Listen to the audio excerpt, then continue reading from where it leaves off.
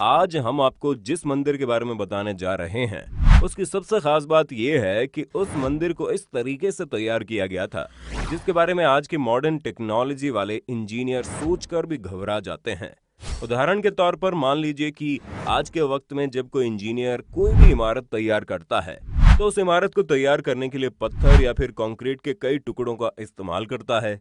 इसके साथ ही वो कई मॉडर्न मशीनें, कंप्यूटर और सॉफ्टवेयर का इस्तेमाल करके उस इमारत के सटीक नक्शे को तैयार करता है और इमारत को तैयार करने वाला मजदूर बिल्कुल उसी नक्शे के अनुसार उस इमारत को खड़ा करता है।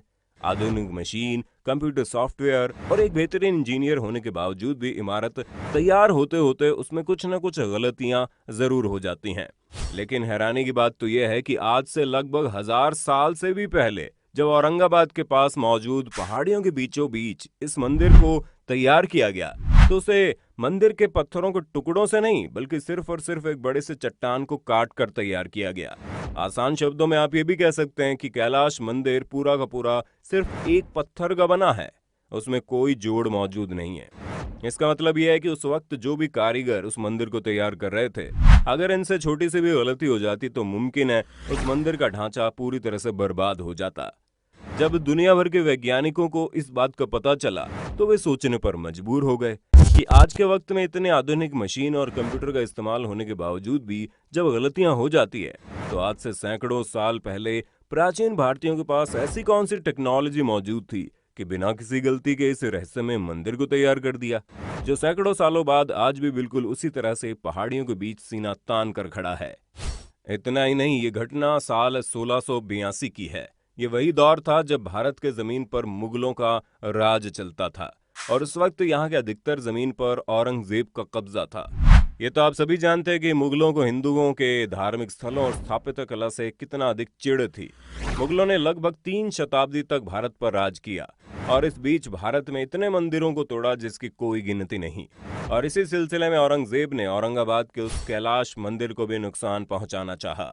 औरंगजेब ने हजारों सैनिकों के एक दल को कैलाश मंदिर को पूरी तरह से नष्ट करने का काम सौंपा था।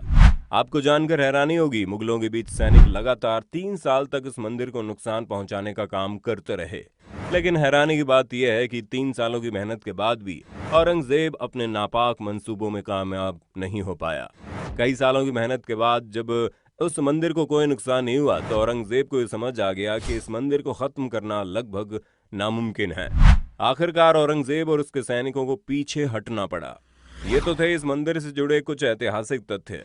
अब सबसे बड़ा सवाल ये है कि इस मंदिर को बनाया कब गया था और इस मंदिर को कितने लोगों ने मिलकर कितने समय में बना डाला। मंदिर को लेकर जानकारी मिलती है कि इसका निर्माण राष्ट्रकूल के राजा कृष्ण प्रथम ने कराया था। कहा जाता है कि एक बार राजा गंभीर रूप से बीमार हुए। तमाम इलाज के बाद भी वो स्वस्थ नहीं हो पा रहे थे। तब रानी ने भोलेनाथ से प्रार्थना की कि वो राजा को स्वस्थ कर दें। उनके स्वस्थ होते ही वो मंदिर का निर्माण करवाएगी और मंदिर का शिखर देखने तक व्रत करेंगी। तब राजा स्वस्थ हो गए, लेकिन रानी को बताया गया मंदिर का निर्माण और शिखर बनने में कई वर्ष लग जाएंगे। ऐसे में इतने वर्षों तक व्रत रख पाना संभव नहीं है। तब रानी ने भोलेनाथ से मदद मांगी। मान्यता है कि तब उन्हें भूमि अस्त्र मिला।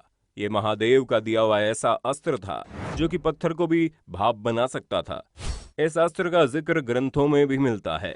मान्यता है कि उसी अस्त्र से इस मंदिर का निर्माण हुआ और मंदिर बनने के बाद उस अस्त्र को मंदिर के नीचे गुफा में रख दिया गया और रानी को कई वर्षों तक व्रत न रखना पड़ा। इसलिए मंदिर को शिखर से नीचे की तरफ तैयार किया गया ताकि सबसे पहले मंदिर का शिखर ही तैयार हो। दुनिया भर के वैज्ञानिक यही मानते हैं कि इतने कम समय में परलौकिक शक्तियों द्वारा ही ऐसे मंदिर का निर्माण संभव है। अन्यथा आज के समय में ऐसा मंदिर इतने कम समय में और एक पत्थर को ऊपर से नीचे तराश कर बनाना असंभव है। आर्कियोलॉजिकल और जियोलॉजिकल डिपार्टमेंट के लोगों का कहना है कि कैलाश मंदिर कोई सामान्य मंदिर नहीं है। इस मंदिर के नीचे एक सीक्रेट अंडरग्राउंड सिटी है, लेकिन नीचे जाने का रास्ता आम आदमियों के लिए बंद है। इन दरवाजों के पीछे एक सुरंग भी बनी है जिसका रास्ता अंडरग्राउंड शहर की तरफ जाता है।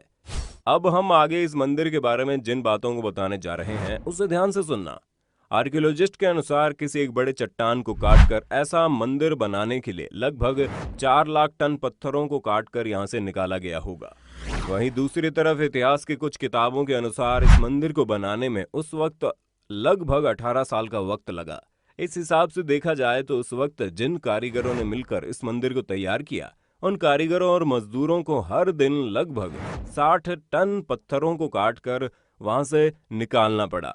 इसका मतलब ये हुआ कि हर घंटे 5 टन पत्थर, और वो भी बिना किसी मॉडर्न टेक्नोलॉजी के।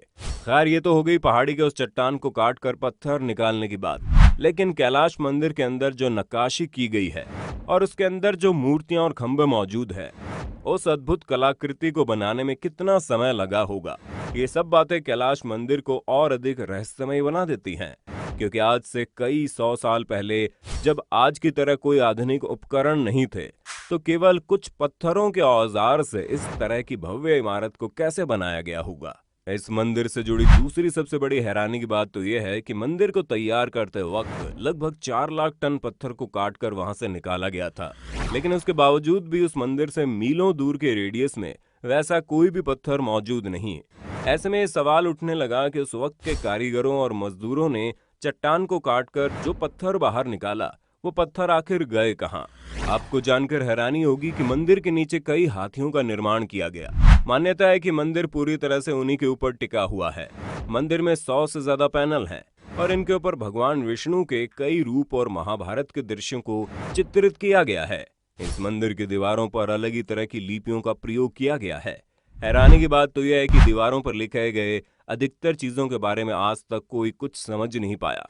कहा जाता है कि अंग्रेजी हुकूमत के दौरान अंग्रेजों ने मंदिर के नीचे गुफाओं पर शोध कार्य शुरू किया, लेकिन वहां हाई रेडियो एक्टिविटी के चलते शोध कर पाना मुश्किल हो गया।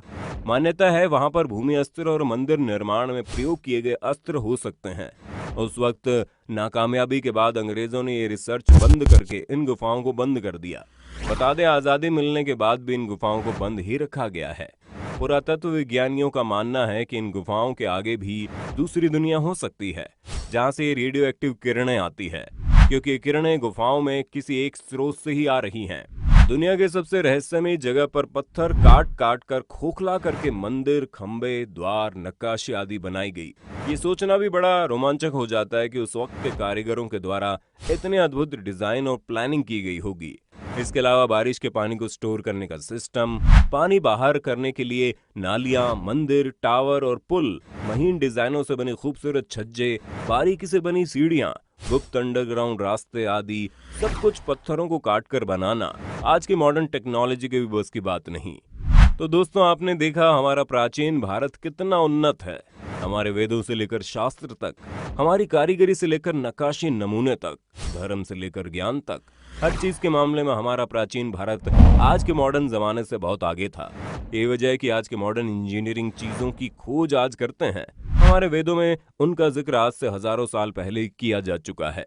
यही वजह है कि जिस मंदिर को हमारे प्राचीन भारतीयों ने आज से सैकड़ों साल पहले तैयार किया, उसके जवाबों को आज भी दुनिया का मॉडर्न इंजीनियर ढूंढने में सफल है। उम्मीद करते हैं जानकारी अच्छी लगी होगी और आप हमारे प्राचीन और उन्नत भारत को किस नजरिए से देखते हैं, अपनी राय कमेंट में देना। वीडियो अच्छी लगी तो लाइक कीजिए, हमारे चैनल को सब्सक्राइब करके बेल आइकन को ऑन करना बिल्कुल मत भूलना, क्योंकि